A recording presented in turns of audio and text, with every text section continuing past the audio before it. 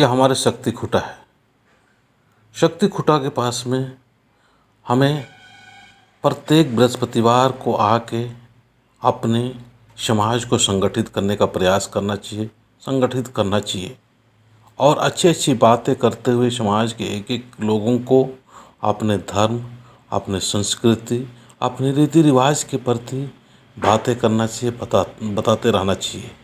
हम लोग को नचना गाना मौज मस्ती हर समय रहता है, पर हम इस चीज़ को थोड़ा सा सही और अच्छा नहीं कर पा रहे हैं कि ये सब कुछ होते हुए भी हमको थोड़ा सा अनुशासित ढंग से समाज को संगठित करना है और अपने समाज के सभी लोगों को अपने धर्म, शरणा धर्म के प्रति झुकाव और शरणा स्थल के प्रति प्रेम की भाव डालना बहुत ज़रूरी है। तो चलिए मैं आगे जो शादी नाच है, कड़सा उठाने के टाइम, उसको मैं दिखाता हूँ। जय हिंद।